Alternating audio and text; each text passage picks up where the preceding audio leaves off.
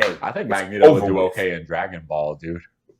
I think he'd do halfway decent. He'd be like, "Oh shit, I've seen this kind of shit before anyway." They have to transform on him several times to beat him. You know how fucked up that would be? And then they'd still be friends with him because they're just sort of like, well, this Goku would be like, "Stop! He's a Holocaust survivor. Do you want to get canceled?"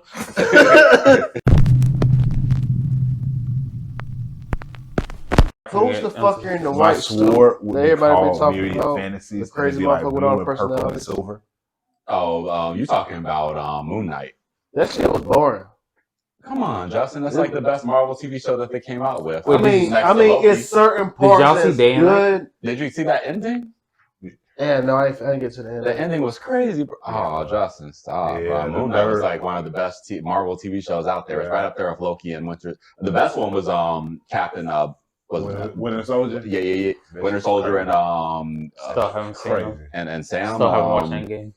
And I'll say Scarlet Witch, WandaVision was pretty cool. I liked it in the beginning more than the end. Yeah, the only thing I liked about the end was Vision, because Vision's a character that gets shit done, and I really appreciate that. Yeah, but the beginning part was just the mystery of what the fuck was going on. Yeah, that was the best part of it. As the show continued, I liked it less because Wanda became what I didn't like. I still don't like Wanda. At the end of the show and in the Doctor Strange movie, I still don't like Wanda. Yeah. I feel like it was cool. The thing I do like about Wanda and Strange, though, was they kind of framed her as like a horror movie monster. And she's like an all-powerful reality worker. So she's like your horror movie monster. That's scary for everybody because you really can't get away from her. That little part where they tried to trap her in the mirror world. They just like threw away characters and shit. True. Like, and then she's not the same thing as she was in the comic book, so she doesn't get away with having like reality working powers to me. The fact that she's a science experiment from the Russians is just like, that was in the comic book she's like Magneto's daughter and shit. Like it's way more understandable. But like, and then she like wants to be an insane bitch, and then she's conniving at the same time. Like, choose a lane. You can't be insane and at the same time know what you're doing. Shut the fuck up. You're just a bad villain. Get the hell out of here. So that being said, the beginning of WandaVision, the first half of the season, gold.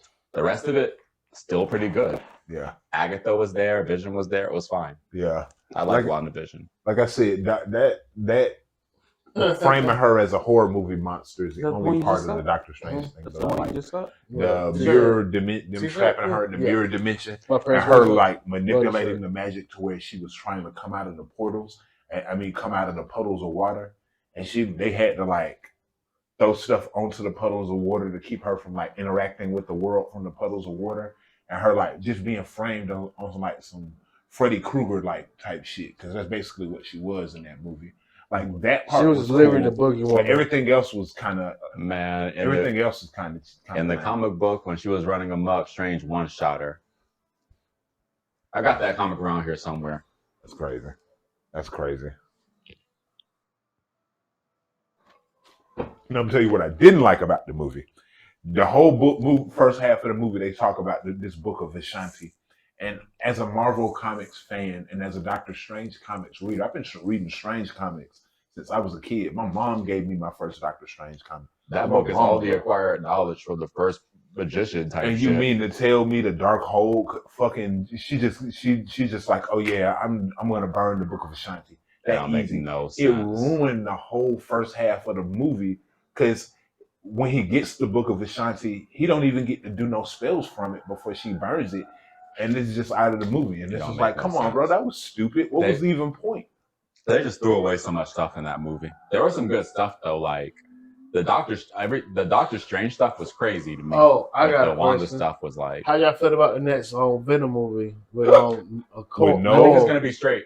The Venom's always been funny. I'm going to tell you the truth, though. Venom's underrated. But they're going to do Noel so early, though? Oh, yeah. You're talking about they're doing Noel? They're doing Noel in this one. It's not going to work, bro. Because that's like... It's too early. It's too high stakes. But it is a good way to bring in the rest of the Marvel universe ending. It's a good way to bring Marvel into it for another... They're not going to bring it in. If they didn't do it... If they didn't bring it in Deadpool 3, they're not going to do it in this movie. This is from Sony's end. Sony don't have access to the rest of the Marvel characters. They're really not supposed to have access to Spider-Man, but Sony Marvel sold off the rights to various characters during the 90s when they were going broke and they almost went bankrupt. Mm-hmm. They sold off the rights to Blade. That's why New Line Pictures did Blade. That's how X-Men got fucking with X-Men Fox with New Generation. But that's what Deadpool 3 is about. Yeah. So in Deadpool 3, the fact that they were close to putting them in the Marvel universe, but like didn't, it's kind of like, well, they're not going to bring it back in no other movie. I'm sorry, that was their shot.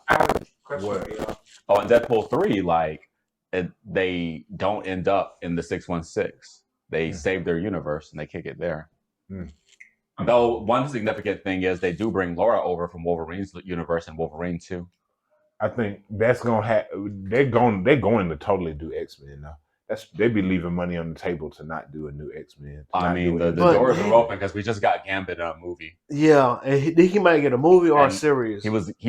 Channing Tatum did a surprisingly good job. Even though Ryan Reynolds was roasting his ass, he did a good job. It's been rumored for like at least 3 years now that they was going to do a Gambit movie. Oh, Carl, they were making jokes about it during Deadpool 3. So Channing, there's another dimension where the TVA, if they think you're a problem to the timeline, they'll bring you and you go to this like shadow world where a monster eats you eventually. It's like a desert or something. That comes from Loki. If you watch Loki, you'll know about it. So down there is all the characters from all the Fox and Sony movies and shit. And they're just like fighting it out and living their lives out and shit like that. And that's where they all are. So Gambit is down there. He's played by Channing Tatum. And they were talking about how long they've been down there. And it's been since their movies that came out. And Gambit, when it got to him, he was like, I don't know, man. I feel like I might have been born in here. That's fucked up. So that's Deadpool movies are always very meta. They're very self-aware movies. So like that was kind of a statement towards like, well, the Gambit concept died in its cradle. Oh, sorry. Yeah. Can't say things like that. But you know what I mean with that fucked up metaphor. Yeah. But he did a really good job. I thought he did. He made a great Gambit. He did amazing. I think the costume. I think he's better. When he started fighting, he started using the cars and using the kinetic energy with the pole and shit. Ooh, I'm gonna make a name for myself. So you see, I haven't seen the movie. I just seen that scene. But okay, it is crazy. It is a comic book where he came from alternate dimension and he was like an Omega. You talking about the Traveler? Gambit is the actually an Omega level energy. Yeah, Gambit is an Omega level mutant. I think, but he went to Mr. Well, that's only because he went to Mr. Sinister and had Mr. Sinister like put something in his head to slow tune the shit down. Because he doesn't want in that version of Gambit that's Omega level, he like stopped the sun, like it stopped the movement of the Earth. His power is over kinetic energy. So if he can control kinetic energy and he's Omega level and there's no limit to it, he'd be able to stop solar systems, stop the galaxy from moving. He was just living as pure energy as the Traveler. There's like an artwork of him on a throne or whatever, and he's just sort of like in that future, he like ends the world by like using his powers in some way, like stopping the movement of the world or something. I believe he also betrayed the X-Men. Yeah, I think he was like. And I think he was sad over that too, because he was like, "Damn, bro, like I killed the X-Men." And so, as a result, like our Gambit, like knows that that's going to happen, and he has Mr. Sinister basically like put something in his brain, operate on his brain. But of course, alternate universes are fucking crazy, bro. Yeah. Y'all know about Legacy? It's a rogue that's in a dystopian version of their universe where the mutants are hunted, and when a mutant dies and gets killed, she'll go and she'll get her powers and memories and make them part of her. And there's like she's part of this revolution where the mutants are trying to take back power and shit. But she's called Legacy, and she's got the memories of all these dead mutants in her and powers. Ooh, because Rogue is basically good All for One. Basically, she's like All for One if All for One was a good guy. She's one of my favorite X-Men of all time. She's broken as fuck. Yeah, Rogue, I don't know what her classification is actually. You can't put Rogue on that scale. It's all depending who. Because her powers are, if I touch you, I get your powers, and if I touch you long enough, I keep your powers. You die, and I get all your memories. Because that's how her powers basically work. You can't really scale her on like alpha level, omega level. Like what would happen if she touched Galactus? You know what I'm saying? Like it's hard to say. It's hard to say. Curious. What if she touches Protege? You know what I'm saying? Yeah. Like, or the Sentry. Exactly. Right. We've seen what happens when she Exactly. touches Dr. Marvel. I'm curious though. Wasn't Apocalypse's power similar to Rose? I think that he's got the ability to. He is Different. a external.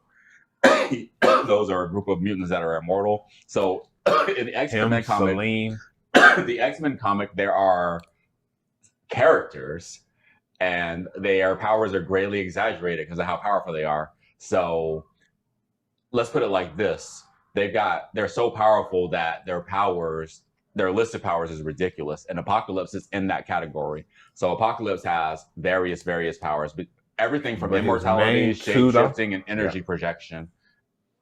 The main reason why he can do those, though, is because the overall power is that he can control. He can control molecules. He can control the world on a molecular level, and he uses that to shapeshift and shoot energy blasts. He could transport people into other things and stuff right. like that. Like he could give you powers. Like he's broken. There's a list of characters that are like this in the X-Men. Cable, his power list is ridiculous. And Storm. Nate Gray. Storm's power list is crazy. Yeah. Okay, go on Wikipedia and look up Storm's power list. It's crazy. But she's a character you can kind of like sum up though. But in reality, what she's able to do is way bigger than her generalization. You say she can control the weather, that's true. But she can control like spatial phenomenon type shit. She's ridiculous. Storm, if you in a ship and that ship has like artificial weather, Storm can control the artificial weather in your ship. She can control the weather. Your life support systems and stuff. She made a storm in space. Right. Yeah. That's how powerful she can control nebulas and stuff. Like Storm is a she can become Thor problem. Very easily. She's been Thor at least twice. And it's also worthy of note that Storm comes from a family of witches. And she's got a high proclivity for magic too. Yeah. Storm's a problem. And she also was a car thief in Cairo. So she met Gambit along the way, and he taught her how to steal cars. So she's actually pretty good at breaking locks too, without her powers. And she got some hand-to-hand combat skills because she was married to the Black Panther. And Storm is a fucking problem. And mental resistance from training under Professor Xavier. That's what made me so like Look, Storm's a fucking problem. Storm is a problem. No, she's literally been the leader of the X-Men on like more than 4 or 5 times. She was the leader when the mutants technically. Hold on, I'm about to hit him with some House of X.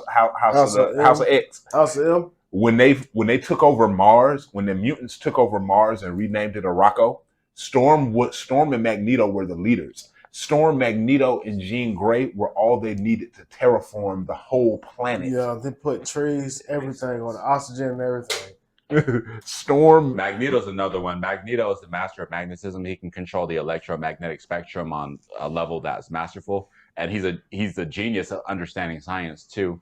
But Magneto's list of powers is like unquantifiable. You can't even think of all the things Magneto could do. The things Magneto can do, like if you know science, like understanding electromagnetism and being able to use that. First off, light is a form of electromagnetism. So technically, if Magneto wanted to, he could be one of the fastest people in Marvel. We've seen Magneto body Storm before. Which and we just talked about how powerful she is. I saw this motherfucker get his heart ripped out. And he made an artificial one out of his own fucking powers.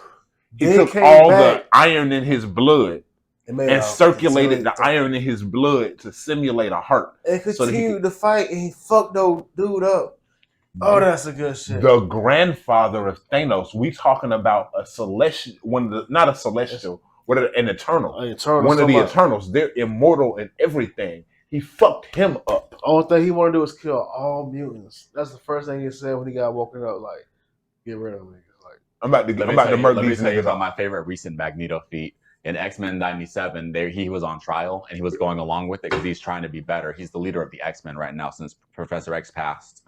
They get attacked by an assassin and things go bad. Storm loses her powers and shit like that. So Magneto gets fucking pissed, breaks out of his chains and takes all the leaders of the world that had him on trial and stuff like that, grabs them and takes them in the fucking orbit with his powers. And they're out in space and he's talking to them and he's just sort of like, look, man, I know I've been this way one time, and look, I let you guys put me in chains. I let you guys do this and that to me. I sat there and took it. But this assassin and shit right here, like, bro, like this is Ridiculous. This is not going to lead to peace. And he's like, I'm trying to be better. And I made a promise to a friend. And he's like, I'm going to tell you this one time. Don't prove me right. And he took them out of orbit and brought them back down and shit like that. But I was just sort of like, wow, that was one hell of a talking to. Or imagine going to space with this really angry. like he said, he's the only thing keeping you alive out here. Like you said earlier, though, as a statement to how badass Magneto must be, he's beaten Storm. We just told you how ridiculous Storm is. Storm might be the strongest mutant. You already issue when you got Magneto the and Phoenix Jean Force. Grey, those three that you named. And not to mention also Franklin Richards plus what's the mutant messiah? Nate Gray. No. Well, you got to put him up there too. But I'm actually talking about Hope Summers. Hope Summers, that's the name. She can emulate any mutant power of a mutant that's in her vicinity. That's man. She's the mutant messiah. She was like her psychic power was so freaking strong. She went into but she's adopted by the Academy. So Summers is her last name because Jean Grey's name is on the school. They renamed it the Jean Grey School Was because she a Professor psychic X is too? a bastard. No, she could be if there was a psychic around her. They did not have a good relationship with Professor X. They renamed the school after Jean Grey. Look, fucking Magneto is a planetary threat. If Magneto is in your world, he's a threat to your entire planet. I mean, we've seen him defeated, but like it just depends on the writer. But like his legacy is ridiculous. Everybody's got L's in Marvel because of like how many writers they've had over the decades. Right. But like Magneto is. If you take a character, if you take Magneto and drop him into most anime, he's undefeatable in most anime. Look, Magneto, you drop Magneto into Naruto's world, he's capturing the tail beast in a day. I think Magneto would do okay in Dragon Ball, dude. I think he'd do halfway decent. He'd be like, oh shit, I didn't see this kind of shit before anyway. They have to transform on him several times to beat him. You know how fucked up that would be? And then they'd still be friends with them because they're just sort of like, well, this Goku would be like, stop. He's a Holocaust survivor. Do you want to get canceled? What Kakarot? Yeah, look, exactly. Naruto's world. Rights, once fucking Magneto finds out about like the chakra fruits, Magneto gonna fucking rule Naruto's world with an iron fist. What if Magneto like learns like whatever art from the world he's in? So what if he's in Dragon Ball and he's just like, in addition to my mutant power, I also learn ki. Oh shit! From the Saiyans. Oh, imagine in One Piece, he's like, this isn't even my devil fruit. What if he find I kids haven't ate a fruit? devil fruit yet. Yeah, fuck a devil fruit. What if he get a damn kids devil fruit on top of his already mutant powers? He would be better with it. I feel like probably. First off, Kid's terrible with his devil fruit. Kid is top 5 worst devil fruit. My whole users. thing is about Kid fighting Big Mom. Yeah, you want to do that? He could have impaled her with fucking. You are already. He could have made fucking rods to impale her with. Look,